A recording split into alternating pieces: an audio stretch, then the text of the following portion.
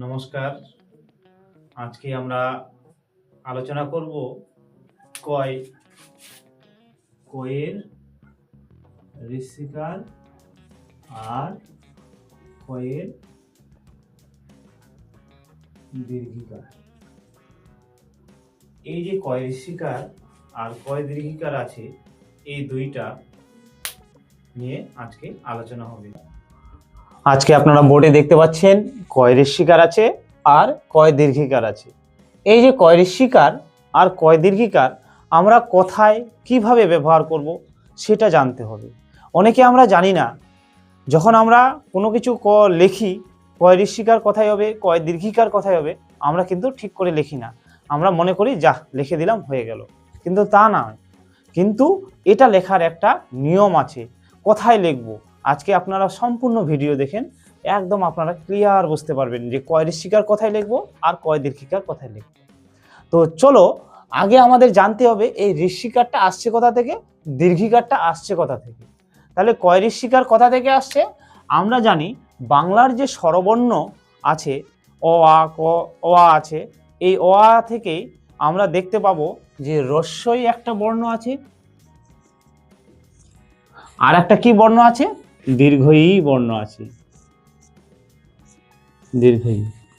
এই যে দুইটা বর্ণ আছে, দুইটা বর্ণর যদিও উচ্চারণ প্রায় একই, কিন্তু এখানে উচ্চারণ করার সময় কোনোটা কম সময় লাগে, কোনোটা বেশি সময় লাগে। তো এখানে দেখেন যে এই রস্বই আছে, রস্বইটা কিন্তু কম সময় ধরে উচ্চারণ করা হয়। কেমন? রস্বই ই। আর এটা যখন উচ্চারণ করব তখন উচ্চারণ করা হয় দীর্ঘ ই, মানে এটা বেশি সময়। রস্য কথার অর্থ হচ্ছে কম বা অল্প বা এক সামান্য, এই জন্য এটা কম সময় উচ্চারণ করা হয়। আর এই যে দীর্ঘই আছে, এই দীর্ঘের উচ্চারণ হচ্ছে দীর্ঘ মানে অনেক বেশি, অনেকক্ষণ ধরে উচ্চারণ করতে হয়। তাহলে এটা কিন্তু উচ্চারণ করতে সময় বেশি লাগে, যেমন কয় ঋষিকারে কি। আর কয় দীর্ঘিকারে কি বলি আমরা? কয় দীর্ঘিকারে কি, এই যে উচ্চারণে একটা জোর দিতে হয়। তো এটা আসলে এই রস্বই থেকে এসেছে ঋষিকার, আর এই দীর্ঘই থেকে এসেছে দীর্ঘিকার। এই দুইটা আমাদের এখান থেকে এসেছে। এবার তাহলে আমি একটা ছোট্ট গল্প বলছি। রাম তার মাকে নিয়ে একটা দোকানে গেছে। এবার সেই দোকানে গিয়ে দুইজনে দাঁড়িয়ে আছে। এবার দাঁড়িয়ে নিয়ে থাকতে থাকতে তার মা রামকে বলছে, রাম তুমি কি জিনিস নিয়েছো? তার মানে কি বলছে? রাম, প্রশ্নটা দেখেন, রাম তুমি কি জিনিস নিয়েছো? নিয়েছো তার মানে কি? রাম তুমি কি জিনিস নিয়েছো? তাহলে এখানে আমরা দুইটা প্রশ্ন দেখতে পাচ্ছি। একটা আছে প্রথমে কি কয় ঋষিকারের ব্যবহার আছে, এখানে কয় ঋষিকারের ব্যবহার আছে এখানে। আর একটাতে আছে কি কয় দীর্ঘিকারের ব্যবহার। এই যে কয় ঋষিকার আর কয় দীর্ঘিকার। তাহলে এখানে প্রথম প্রশ্ন বলছে কি, রাম তুমি কি জিনিস নিয়েছো?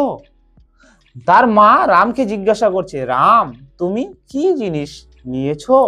তাহলে এখানে এই যে কয় ঋষিকার অল্প বলা হচ্ছে, আর পরেরটা কি, রাম তুমি কি জিনিস নিয়েছো? এবার দেখো, তাহলে রাম এখানে কি হবে? এই কয় ঋষিকার অল্প প্রাণ, তাহলে আমরা এখানে কি বলবো? মাথা নেড়ে উত্তর দিতে পারি বা হ্যাঁ না দিয়ে। তাহলে সে যদি কোনো কিছু জিনিস নেয় তাহলে কি বলবে এখানে? হ্যাঁ। আর যদি বলে নেয়নি সে, তাহলে সে বলবে না। হ্যাঁ অথবা না দিয়ে উত্তর দিবে সে, হ্যাঁ অথবা না। তাহলে জিনিস যদি সে নেয় তাহলে সে কি বলবে? হ্যাঁ। কোনো কিছু যদি সে দোকানে নেয় তাহলে সে বলবে হ্যাঁ আমি জিনিস নিয়েছি। আর যদি সে জিনিস না নেয় তাহলে সে বলবে না আমি জিনিস নেইনি। এবার এটাতে কি আছে? রাম তুমি কি জিনিস নিয়েছো, মানে এখানে কি এর উপরে জোর দিতে হবে, রাম তুমি কি জিনিস নিয়েছো। তাহলে এখানে বলবে সে যদি রাম বিভিন্ন সাবান, শ্যাম্পু, বিস্কিট, কলম, খাতা থেকে বিভিন্ন জিনিস যদি নেয়, তাহলে সে বলবে আমি নিয়েছি কলম নিয়েছি, কলম নিয়েছি আমি কি বই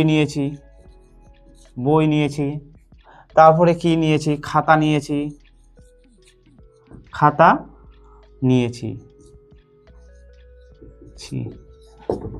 তাহলে সে কি উত্তর দেবে, রাম তুমি কি জিনিস নিয়েছো, তাহলে সে বলবে আমি কলম, বই, খাতা নিয়েছি।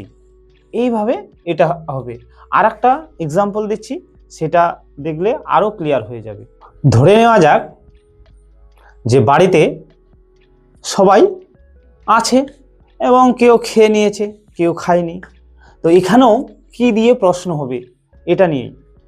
তো ধরে নিলাম একজনের নাম যদু, তার মা তাকে বলছে যদু তুমি কি খেয়েছো, এরকম বলছে। তাহলে প্রশ্নটা কি হবে, যদু তুমি কি খেয়েছো। ঠিক আছে, তাহলে প্রশ্ন কি করছে, তার মা যদুকে বলছে যদু তুমি কি খেয়েছো। কি বলছে আরেকবার শোনো, যদু তুমি কি খেয়েছো। তাহলে সে যদি খায় তাহলে বলবে, তাহলে উত্তরে কি বলবে সে, হ্যাঁ।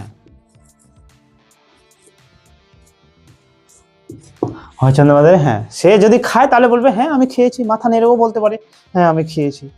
আর যদি সে না খায় তাহলে কি বলবে, না আমি খাইনি, খাইনি, এরকম করে বলে দেবে। সে মাথা নেড়েও বলতে পারে।